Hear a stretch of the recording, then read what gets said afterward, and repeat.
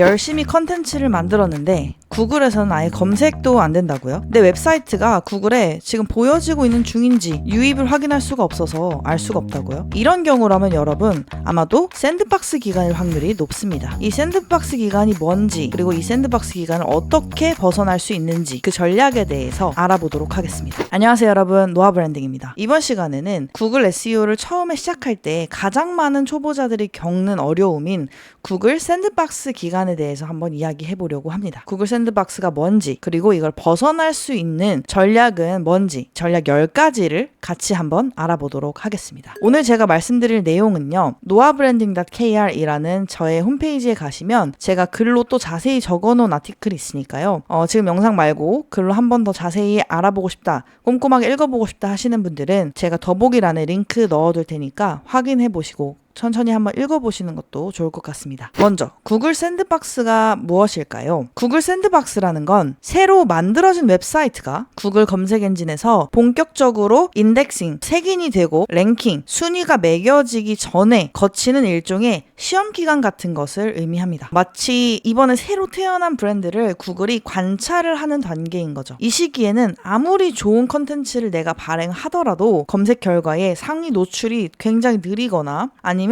특정 키워드에선 전혀 순위가 잡히지 않거나, 즉 노출이 되지 않거나, 인덱싱 속도, 즉 색인의 속도가 비정상적으로 느려지는 경우가 많습니다. 저는 색인을 10개월까지도 막혀본 적이 있어요. 이런 기간들을 보통 업계에서는 샌드박스 기간이다라고 얘기를 하는 것 같습니다. 구글 샌드박스라는 말은 사실 구글이 공식적으로 인정한 용어는 아니고요. SEO 업계에서 많은 이 전문가들이 관찰한 현상을 비유적으로 표현한 것에서 시작이 된 건데요. SEO 전문가들이 새로운 웹사이트가 만들어졌을 때 아무리 사람들이 최적화를 잘 해도 초기 몇 개월 동안은 검색이 아예 되지 않거나 또는 검색 순위가 오르지 않는 현상을 발견하게 됐고, 이 현상이 마치 아이들이 놀이터의 모래 상자에서 안전하게 놀지만 외부로는 못 나가는 상황이랑 비슷하다고 해서 샌드박스라는 이름이 붙었다고 합니다. 샌드박스 기간은 사이트 성격, 컨텐츠 주제, 경쟁도, 도메인의 이력, 이런 요소들에 따라서 그 기간이 다 다르지만요, 일반적으로는 3개월에서 6개월 정도로 보고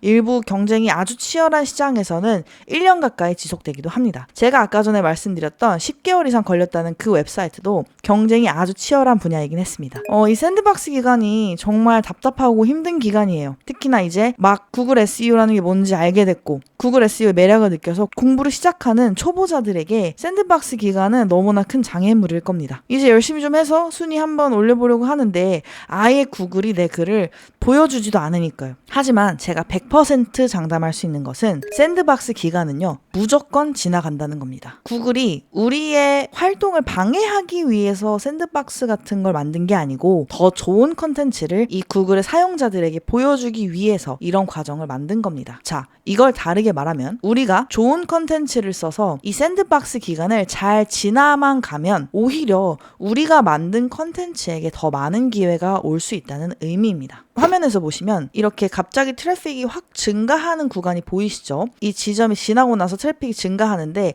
이 전에 트래픽이 없었던 게 컨텐츠를 발행하지 않아서가 아니라 꾸준히 좋은 컨텐츠를 발행하고 있다가 구글이 샌드박스 기간, 즉 관찰 기간을 끝내고 나서 괜찮은 이 웹사이트구나 하고 노출을 확 늘려준다는 거죠. 자, 그래서 이 기간이 지나고 나면 오히려 우리에게는 더 좋은 기회가 올 수도 있다는 것을 기억하시기 바랍니다. 자, 그런데 이 기간이 지나간다는 건 알겠어요. 그리고 이 기간 지나고 나면 오히려 좋은 컨텐츠를 작성하던 우리에게는 기회가 온다는 것도 이해했습니다. 그렇지만 이 기간을 무작정 손 놓고 기다리기에는 우리는 시간이 너무 없고 또 빠르게 이걸 키우고 싶은 절실함이 있잖아요. 그래서 이 기간을 조금이나마 단축할 수 있는 방법이 있다면 그건 뭔지 제가 노아의 SEO 실험실 컨텐츠로 한번 가지고 와봤습니다. 10가지 전략을 공개를 할 텐데요. 전 세계에 있는 SEO 고수들의 의견과 제 개인적인 경험을 섞어서 한번 정리해보겠습니다. 첫 번째 전략은요. 고품질 컨텐츠를 꾸준히 발행하는 겁니다. 구글은 본질적으로 실제 사람을 위한 정보를 좋아합니다. 검색 의도를 정확하게 충족하고 다른 페이지에서 쉽게 얻을 수 없는 깊이가 있는 정보를 제공하는 사이트에 더 높은 신뢰 점수를 줍니다. 이런 걸 우리가 EEAT라고 부르는데요. 이 화면에서 보시는 것처럼 EEAT를 충족하는 컨텐츠에게 구글은 더 높은 점수를 주는 것이 정설이고 구글이 공식적으로 발표한 내용입니다. 자, 이렇게 사용자 중심의 고품질 컨텐츠를 일정한 주기로 발행하는 것이 사이트의 신뢰 구축을 하는 가장 확실한 방법입니다. 이 노아 브랜딩의 블로그 사이트죠. noabranding.kr. 이 블로그는 웹사이트 개설한 지 일주일도 안 돼서 샌드박스를 탈출했습니다. 정말 놀라운 결과고요. 제가 했던 거라고는 정말 가치 있고 긴 컨텐츠, 지금 여러분이 보시는 요 글인데 이런 글들을 꾸준히 발행했을 뿐인데 일주일도 안 돼서 색인이 되었고 샌드박스 기간을 탈출하고 있습니다.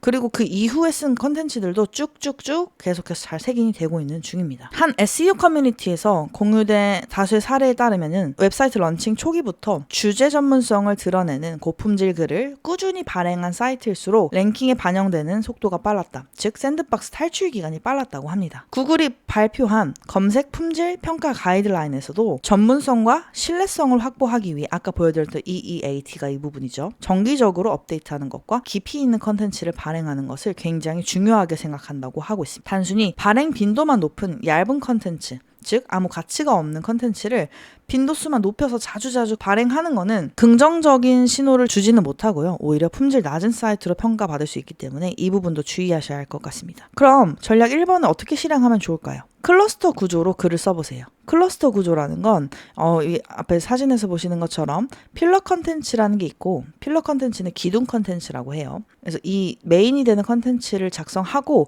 그 컨텐츠 아래 내용을 전개해 가면서 아랫부분에 링크, 내부 링크라고 하죠. 내 다른 글들을 연결하는 링크를 달아주는 거예요. 자, 그래서 이 하나의 필러 컨텐츠에서 연결된 수많은 또한 가치 있는 컨텐츠들을 만들어가는 것, 이런 거를 클러스터 구조라고 합니다. 정리하자면 한 개의 기둥 컨텐츠, 필러 컨텐츠를 제작하고 그 다음에 이 필러 컨텐츠를 뒷받침하는 여러 개의 컨텐츠를 내부 링크를 통해서 만들어 놓는 거예요. 이런 구조를 형성해 놓는 것이 구글 SEO에 굉장히 큰 도움이 됩니다. 그 다음에 검색자의 의도를 충족시키기라고 되어 있는데 검색자들은 어떤 키워드를 검색할 때 그냥 막 하는 것이 아니라 어떤 의도를 가지고 있습니다.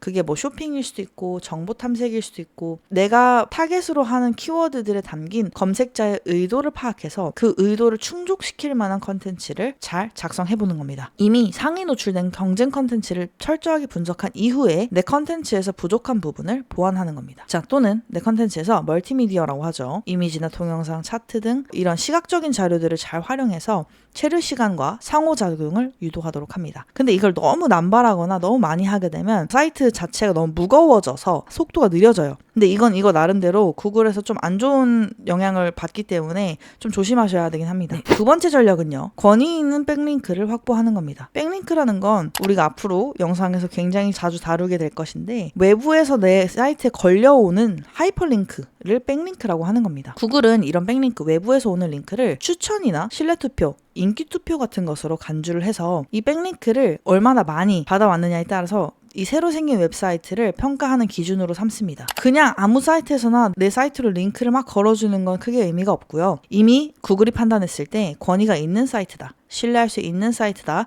라고 하는 도메인 권위가 이미 높은 사이트에서 링크를 많이 받을수록 이 새로 만든 사이트의 신뢰도가 빠르게 상승합니다. 신뢰도가 빠르게 상승하면 샌드박스 기간 단축에 기여합니다. 또한 전문가의 분석에 따르면 초기 사이트에서 가장 빠르게 신뢰 쌓는 방법 중에 하나가 고품질 백링크. 고품질 백링크라는 건 아까 말씀드린 것처럼 이미 권위가 있는 사이트에서 백링크를 받아오는 거예요. 이 고품질 백링크를 확보하는 거라고 명시하고 있고요. 그리고 한 포럼에서도 권위 있는 사이트에서 받은 3-4개의 백링크가 인덱싱 속도를 빠르게 개선하고 일부 키워드에서 예상보다 빨리 순위가 올랐다라는 실무 사례가 다수 발생하고 있습니다. 저 또한 이 부분을 체감하고 있는 중이라서 넣어뒀고요. 자, 그러면 이 고품질 백링크를 얻는 방법 뭘까요? 링크 자석 컨텐츠, 링크 베이트, 링커블 애셋이라고도 하는데 링크를 받을 만한 컨텐츠를 만드는 거예요. 링크를 받을 만한 컨텐츠라는 건 단순히 내가 알고 있는 전문성을 드러내는 컨텐츠가 아니라 예를 들어서 통계 자료라든지 인포그래픽이라든지 무료 툴이라든지 이런 식으로 공유 가치가 이게 핵심입니다. 공유 가치가 높은 자료들로 내가 컨텐츠를 좀 발행해보는 거예요. 그러면 기사라든지 뭐 뉴스, 언론에서 내 컨텐츠를 링크해갈 가능성이 높아지게 됩니다. 이건 실전에서도 많이 쓰이는 방법이라서 꼭 한번 해보셨으면 좋겠습니다. 또는 게스트 포스팅이라고 내가 지금 만들어 놓은 이 웹사이트와 관련된 업계의 블로그에 또는 미디어에 컨텐츠 기고를 의뢰하는 겁니다. 이때 제 정보, 이 브랜드의 정보와 그다음에 사이트의 링크를 함께 삽입해서 링크를 얻어내는 방식이죠. 또는 디지털 PR이라고 하는 건데 언론이나 아니면 어떤 큰 미디어에다가 콜드메일을 계속 보내서 내 브랜드를 알리고 내 웹사이트에 링크를 좀 달아달라고 PR을 계속 하는 방식도 아직도 유효합니다. 이런 식으로 고품질 백링크를 얻을 수가 있겠고요. 샌드박스 기간을 탈출하는 세 번째 전략은 테크니컬 SEO 최적화입니다. 기술적 SEO라고도 하는데 구글 같은 경우에는요. 사용자가 검색 결과를 클릭한 뒤에 불편함이 없이 컨텐츠를 소비할 수 있는 환경을 굉장히 중요하게 평가합니다. 자, 불편함이 없다는 건 뭐냐면 모바일 최적화가 되었는지 그다음에 페이지 로딩 속도가 어떤지, 이 사이트의 구조는 어떻게 되어 있는지, 이 사이트의 UX, UI는 어떻게 되어 있는지 등 구글이 기본 신뢰 점수를 매길 때 이렇게 테크니컬 SEO적인 부분을 반영한다고 합니다. 테크니컬 SEO에 대해서 잘 이해가 안 되시는 분들은 이전 영상 보고 오시면 될 것 같고요. 새 사이트일수록 기술적 SEO, 테크니컬 SEO 오류를 최소화하면요. 샌드박스 탈출 속도를 높일 수가 있습니다. 네, 한 기관의 분석에 따르면 모바일 최적화와 빠른 로딩 속도가 특히나 테크니컬 SEO 중에서도 구글 샌드박스 기간을 단축시키는 데 영향이 있다고 합니다. 공식 문서에서도 웹 핵심 지표 점수가 높으면 검색 순위뿐만 아니라 초기 신뢰도에 도움이 된다고 명시하고 있습니다. 이건 이제 noabranding.kr의 웹사이트 속도를 측정하고 권장 사항 등을 확인한 건데요. 무료 도구고 어떤 도구인지는 여기 웹사이트 제가 더보기란에 넣어 놓을 테니까 들어가서 클릭하시면 또 링크가 되어 있습니다. 여기서 이제 여러분들의 웹사이트를 검색해 보시고 어떤 개선점들이 필요한지를 확인해 보시면 될 것 같습니다. 샌드박스 기간을 단축시키는 전략 네 번째는요. 소셜미디어와 외부 유입을 활용하는 겁니다. 구글은 공식적으로 소셜미디어 신호, 소셜 시그널즈라고 하는데 이거를 직접적으로 랭킹을 올려주는 요인으로 인정하진 않았어요. 그렇지만 많은 사람들의 실무 경험상 소셜미디어에서 유입되는 것은 빠른 색인을 도와주긴 합니다. 그리고 내 브랜드의 인지도를 평가하는 데에 구글이 어느 정도 지표로 사용하고 있다고 저는 생각을 하고 있습니다. 실제로 노아 브랜딩 같은 경우에는요. 인스타그램이나 스레드, 유튜브에서 트래픽을 얻고 있습니다. 많은 수는 아니지만 적은 트래픽으로도 확실히 제가 이제까지 만들었던 다른 웹사이트들보다 이 색인되는 기간, 구글 샌드박스 기간이 짧아지고 색인되는 기간이 빨라지는 게 체감될 정도입니다. 자, 그래서 제가 실무적으로 생각을 해봤을 때도 이 소셜 시그널, SNS를 이용한 외부 유입도 어느 정도 유의미한 결과가 있을 거라고 생각을 합니다. 실행 팁은요. 말 그대로 여러분이 웹사이트를 제작하셨다면 이 웹사이트로 어느 정도 유입을 이끌어낼 수 있는 SNS 계정을 만드시고요. 각종 SNS에 글이나 컨텐츠를 발행을 하면서 내 웹사이트로 사람들을 유입시킬 수 있도록 그렇게 퍼널을 짜보는 거예요. 네, 이런 식으로 하시면 될 것 같습니다. 전략 다섯 번째는요. 사이트 색인 요청과 사이트맵 제출을 소홀히 하지 않는 것입니다. 아무리 좋은 컨텐츠를 발행해도 구글이 이를 발견하지 못하면 의미가 없습니다. 이 발견이라는 건요. 우리가 지난 영상에서 배웠던 크롤링의 과정에 가깝습니다. 이 샌드박스 기간이라는 거는 구글이 내 웹사이트가 있다는 것을 인지는 했지만 색인을 하지 않은 것을 말을 하는데요. 이 색인하기 전엔 항상 크롤링 과정을 거쳐야 하는데 어떤 웹사이트들은 아예 크롤링조차 되지 않는 경우가 있어요. 그러면 당연히 인덱싱, 색인도 되지 않을 것이고 그러면 당연히 랭킹, 순위 오름도 없을 것이고 샌드박스 기간은 점점 더 길어지게 되겠죠. 그래서 인덱싱을 노리기 이전에 크롤링이 되었는지부터 철저하게 확인하시는 것이 좋습니다. 자, 이 크롤링이라는 건 가만히 냅둬도 되는 경우도 있지만 새로 만든 웹사이트의 경우에는 수동으로 색인 요청을 해주는 과정을 거치시는 것이 더 좋은데요. 어렵지 않습니다. 구글 서치 콘솔에 가셔서 내 웹사이트를 등록을 하시고 그리고 거기에 사이트맵이라는 걸 제출을 하시고요. 내가 컨텐츠를 작성할 때마다 신규 URL이 생기겠죠. 이 웹페이지들을 색인 요청을 하면 됩니다. 이런 식으로 색인 요청을 하게 되면 자동으로 크롤러가 가서 내 웹사이트를 보고 크롤링을 하게 되고 여기서 이제 색인을 할지 말지를 결정하게 되는 겁니다. 색인 요청을 한다고 해서 100% 구글이 색인을 하게 된다 이런 뜻은 아니지만 크롤링 정도는 할 수 있게끔 우리가 안내를 해주는 거죠. 사이트맵을 생성하고 사이트맵 제출하고 서치 콘솔에 우리가 새로 발행한 URL들을 등록하는 일들은 어렵지 않고요. 여러분들이 웹사이트를 제작하실 때 워드프레스라든지 워드프레스에 사용되는 각종 플러그인들이 있죠. 랭크매스라든지 요스트 SEO라든지 이런 SEO 플러그인들을 사용하신다면 정말 쉽게 얻으실 수가 있습니다. 이 부분은 제가 이제 말로만 설명하기는 좀 어렵고 실제로 좀 보여드리면서 해야 될 것 같아서 영상으로 웹사이트 제작하고 플러그인 설치하는 것까지 한번 보여드리도록 하겠습니다. 구글 SEO 관심이 있으셔서 제 영상을 보시는 분들은 구독, 좋아요 해두시고요. 다음 영상도 기대해 주시면 좋을 것 같습니다. 다음 전략 6번째는요. 만료 도메인 또는 이미 연령이 좀 높은 도메인을 활용하는 것입니다. 구글 샌드박스 효과라는 건 신규 웹사이트가 새롭게 생겨났다는 이유로 검색 순위 반영 속도가 느려진 현상이라고 아까 말씀을 드렸죠. 자, 그러면 이미 구글에서 한번 색인이 된 이력이 있거나 나이가 좀 있는 도메인을 우리가 구입해서 그 도메인을 그냥 그대로 우리의 브랜드 웹사이트로 만드는 것은 어떨까요? 이렇게 하는 경우에는 당연히 신규 도메인보다는 빠른 색인을 얻을 수 있을 것입니다. 자, 그런데 주의해야 할 점이 있습니다. 저도 만료 도메인을 경매로 구입해서 사용하는 경우가 참 많습니다. 이거는 확실히 샌드박스 구간은 유리해요. 네, 이건 부정할 수 없는 사실입니다. 그러나 만료 도메인이 과거에 가진 이력들을 철저하게 분석을 해야 합니다. 왜냐하면 이 도메인이 어떤 식으로 스팸에 이용됐을지도 모르고 이전에 어떤 구글한테 어떤 행동을 해서 찍혔을지도 모르기 때문에 이런 것들을 철저히 분석할 줄 아셔야 하고 분석할 수 있는 능력이 없다면 아직은 그렇다면 이 만료 도메인을 구매하시는 것은 추천하지 않습니다. 차라리 새로운 도메인을 구입을 하셔서 웹사이트를 처음부터 키워나가시는 것을 추천드려요. 왜냐하면 만료 도메인을 잘못 구매하는 경우에는 샌드박스 기간은 빠르게 탈출할 수는 있겠지만 언젠가는 구글이 다시 이 스팸 이력을 확인하고 내 웹사이트를 죽이거나 아니면 어떤 페널티를 주게 될지도 모르거든요. 우리가 굳이 이런 위험성을 안고 갈 필요는 없겠죠. 전략 7번째는요. 소규모로 광고 집행을 한번 해보는 거예요.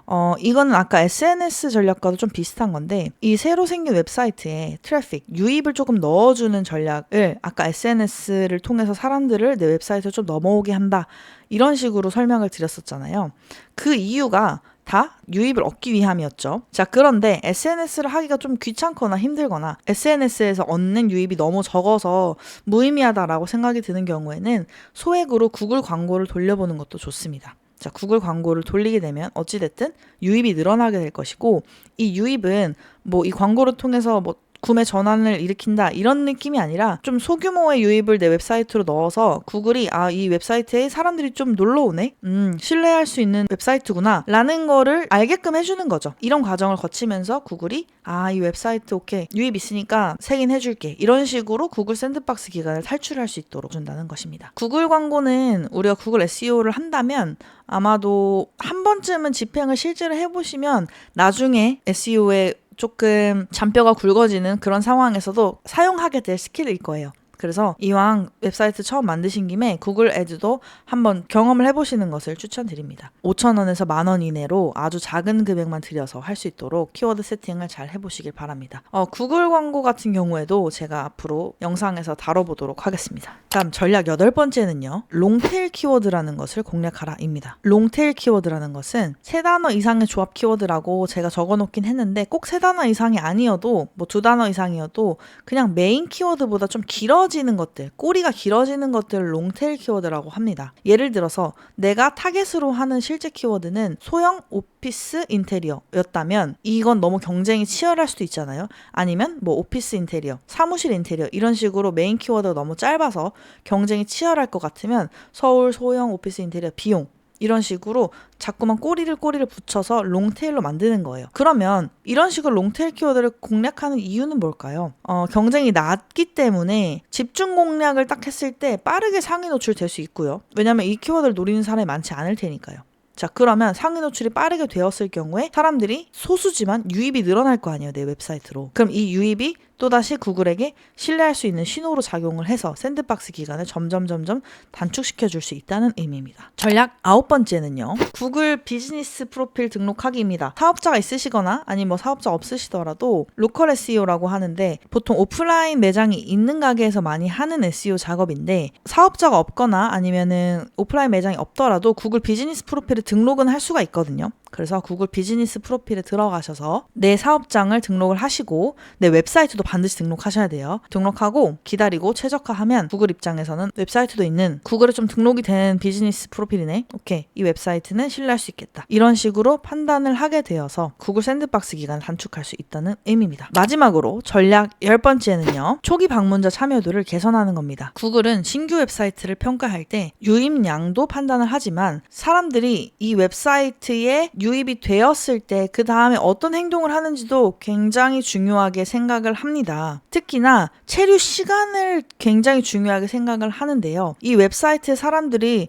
유입이 된 상태에서 얼마만큼 체류를 했는지, 또 스크롤은 어디까지 내렸는지, 아니면 왔던 사람이 또 왔는지에 따라서 이 웹사이트의 퀄리티를 판단하는 겁니다. 왜냐하면 사람들이 진짜로 가치 있는 정보를 볼 때는 천천히 오랫동안 끝까지 스크롤을 내려서 아니면 또 자주 방문을 해서 다시 그 컨텐츠를 확인하겠죠. 이런 것들을 지표로 삼아서 구글은 웹사이트의 컨텐츠가 얼마나 신뢰할 만한 것인지를 판단하는 겁니다. 그래서 이렇게 방문자 참여도를 개선하면 구글 샌드박스 기간도 자연스럽게 줄어들게 되겠죠. 자, 그런데 솔직하게 말씀드리면 이걸 가능하게 하려면요. 결국 컨텐츠예요. 흥미롭고 가치 있는 컨텐츠를 제작하는 수밖에 없습니다. 결국은 구글 SEO는 제대로 된 컨텐츠 빌딩이 1번입니다. 자, 이렇게 10가지 전략을 같이 한번 알아봤는데요. 샌드박스 단축의 핵심은 퀄리티입니다, 여러분. 구글 샌드박스는 시간이 단순하게 지난다고만 해서 되는 것이 아니라 질이 좋은 컨텐츠가 우선입니다. 엄청 특별하고 유니크한 주제의 컨텐츠라면 더 좋겠지만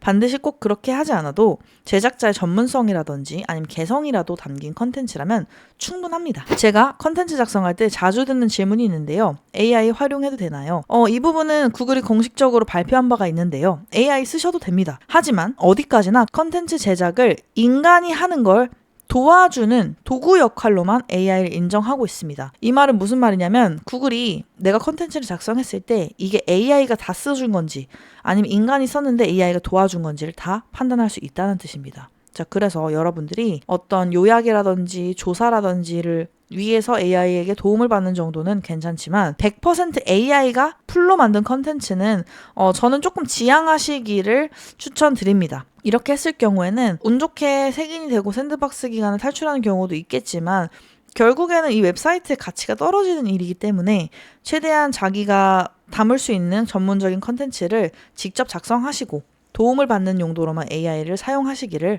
추천드릴게요. 또한 구글은 새로 생긴 웹사이트의 신뢰도를 판단하기 위해서 정말 많은 시그널들, 정말 수백 가지의 신호들을 보고 판단을 하거든요. 이 신호 각각의 퀄리티도 굉장히 중요합니다. 그래서 단순히 많은 신호를 보내는 것보다는 질이 높은 신호를 집중적으로 보내는 것이 샌드박스 탈출의 핵심입니다. 그래서 핵심 2가지, 퀄리티가 좋은 컨텐츠, 2번째는 퀄리티가 좋은 시그널. 이렇게 2가지 퀄리티를 즉 생각하시면 샌드박스 기간을 좀 더 빠르게 탈출할 수 있을 거라고 봅니다. 여러분, 이렇게 오늘은 구글의 샌드박스 기간을 빠르게 탈출하는 방법 10가지에 대해서 같이 한번 알아봤는데요. 지금 웹사이트를 이미 제작을 하셔서 구글에 색인 요청을 했는데 색인이 계속해서 안 되고 계신 분들 많이 계시죠?